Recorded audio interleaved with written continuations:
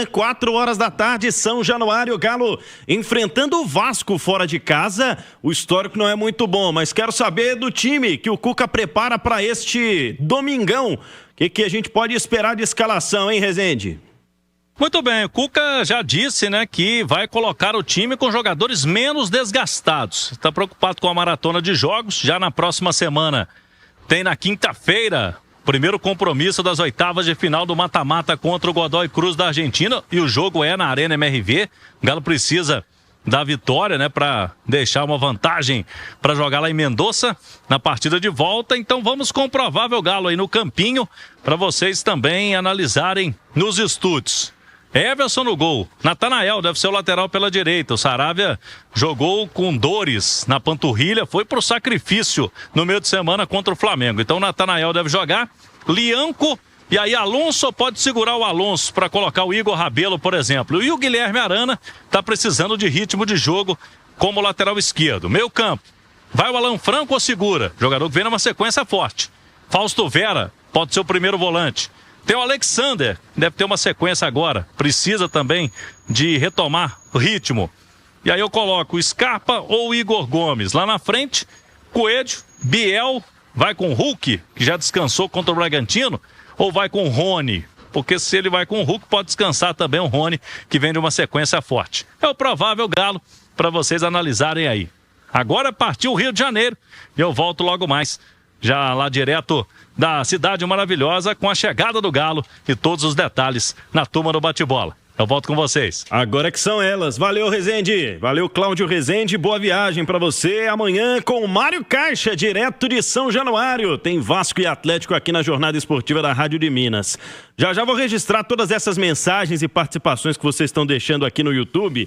Mas antes, eu quero o campinho pra gente falar mais desse time do Galo. O Atlético podendo segurar alguns jogadores, uma expectativa de algumas modificações. Quem tá no YouTube da Itatiaia, no Itatiaia Esporte, tá vendo aí. O Cláudio trouxe essa informação da zaga, Nath. Você também pouparia, preservaria na volância, mexeria lá no Hulk, na situação de frente do Atlético. É hora do Hulk voltar a descansar, Nath Fiuza? Ô Pedro, eu acho que a rotatividade ali, né, o controle da parte física vai ser fundamental. A gente olha aí para esse campo, por exemplo, o Alexander na lateral esquerda. Eu acho que se o Cuca pudesse utilizar o Alexander no meio-campo, até por uma questão mesmo de entrosamento, né, dele ir adquirindo cada vez mais o ritmo, entrando na equipe, porque eu acho que ele vai ser titular naturalmente, eu acho que o Cuca o faria. Mas a questão é que notoriamente não há uma confiança no Caio Paulista. E eu acho que o Scarpa é um dos jogadores, dada a importância dele nos últimos jogos, o desgaste, mudou de posição, jogando ali pela lateral esquerda, acaba que ele corre mais, ele utiliza mais os espaços do campo, então acho que é um cara que pode ser poupado, por isso o Alexander vai ali para a lateral, é uma opção mais segura. Acho que o Alan Franco, né, é um cara também que joga e se desgasta muito, talvez dá uma oportunidade ao Fausto Vera, que foi, né, resgatado dentro do grupo pelo Cuca e não fez partidas ruins. Na zaga, eu acho que tem a questão do Igor Rabelo, que quando foi acionado na partida em que o Lianco esteve suspenso, ele foi muito bem.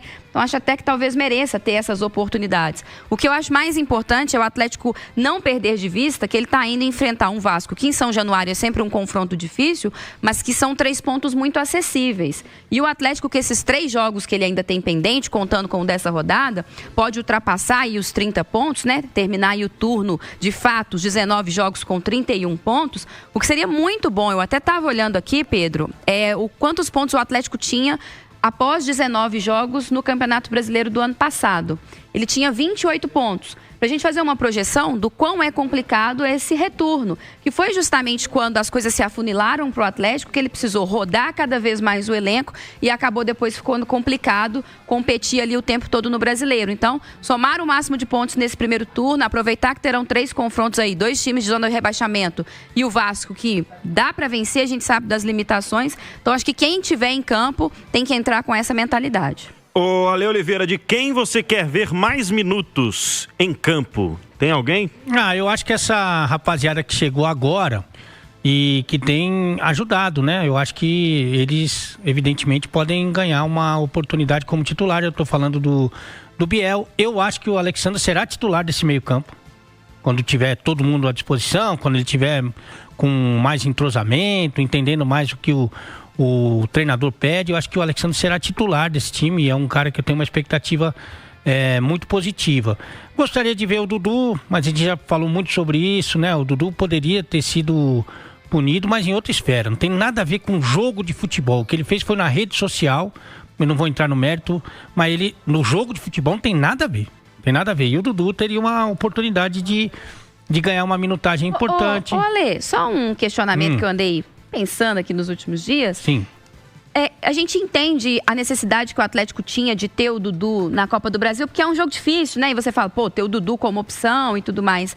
Mas acaba que o Dudu foi muito pouco utilizado contra o Flamengo nos 2 jogos.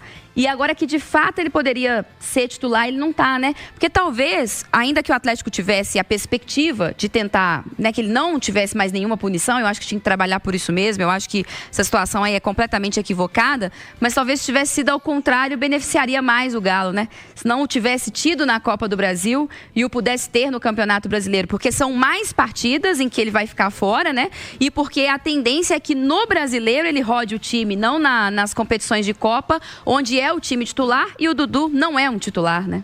Sem dúvida que seria mais importante no Brasileiro, que não tem esse caráter decisivo, né? Então, seria fundamental até, é um prejuízo para o Dudu, que teria mais oportunidades, e também para o Atlético.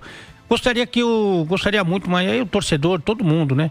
Acho que até quem gosta de futebol, que o Júnior Santos, enfim, chegasse, né? Que, sabe, fosse um cara importante, foi uma contratação cara.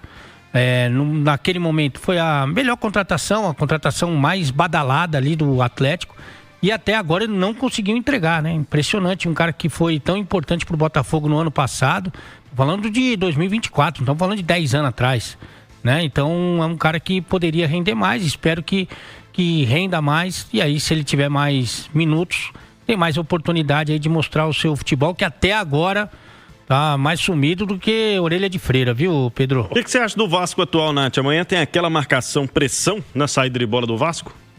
Eu acho que é uma alternativa. A gente sabe que o Atlético tem que tomar muito cuidado com a bola aérea, né? Até estava vendo aqui dos últimos 4 gols marcados pelo Vasco em competições aí diversas, 3 de bola aérea. A gente sabe que é a principal jogada ofensiva desse time, né? Ali com a presença do Verratti. A ausência do Piton é até importante nesse sentido, porque o Piton costuma ser o cara, né, que chega à linha de fundo, ali pelo lado esquerdo para fazer os cruzamentos. Mas o Atlético tem que tentar ali pressionar. É um time que tem conseguido jogar também com espaços, né, com velocidade. Acho que tem que se aproveitar disso, porque o Vasco, dentro de casa, vai tentar também, né, sair para o jogo, vai ter que se expor. Eu até comentei que o Atlético teria 2 times de zona do rebaixamento, mas eu esqueci que o Vasco também entrou na zona do rebaixamento, né? Então ele tem os próximos 3 adversários numa situação complicadíssima aí, porque o Vasco terminou a última rodada dentro do Z4. Então, acho que é entender ali a dinâmica do jogo. Se o Vasco vier para cima, eu acho que você pode utilizar da velocidade. Se o Vasco ficar mais recuado, de fato, querendo só chuveirinho na área, você pode tentar pressionar, forçar o erro da saída de bola do Vasco, porque a gente sabe que os goleiros têm dificuldade para sair jogando. Os goleiros não, os zagueiros. E tentar vencer o jogo. Concordo com a Lê. Ainda que com um time modificado, o Cuca levando o Reinier como possibilidade, o Atlético tem qualidade para vencer o time vascaíno.